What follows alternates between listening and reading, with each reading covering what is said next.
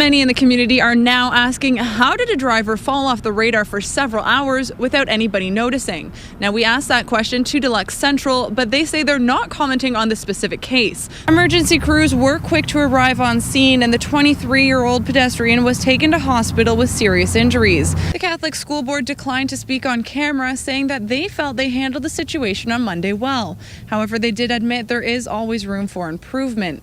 As for parents I spoke to, they say they felt the individual schools handled the situation well, but they want to see the boards look into a way to get information out to parents faster. This is where the single-engine plane crashed Saturday night. It was around 7:40 p.m. that a mayday call was sent out and emergency crews were alerted. We received a phone call there was an aircraft in trouble. Our crews, all three stations, responded to it. Upon arrival, they found a single-engine aircraft that crashed on the roadway in the cemetery. Deputy Fire Chief Brian Webster says the first priority was the plane's occupant. The pilot came out of the airplane and they helped him off to the side until EMS showed up. They passed him, transferred him to EMS. The pilot is now at a hospital in Calgary with serious but non-life-threatening injuries.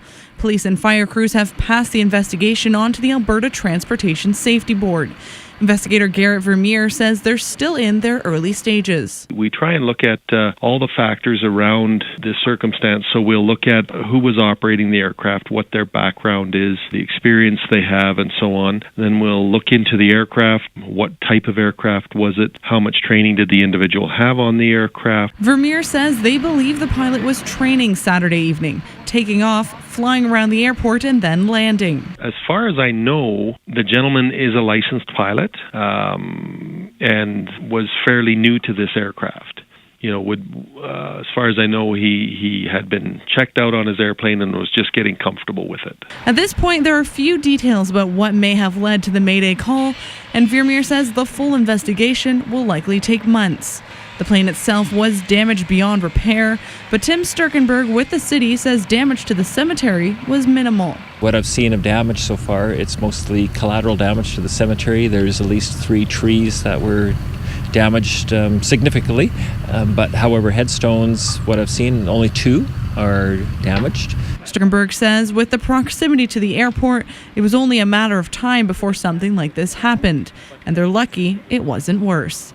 Alicia Draus, Chat News. Well, the mayor says he often hears complaints about other levels of government. He says there's a real anger from people about not being listened to and feeling left behind. And Clugston said he felt the need to address it.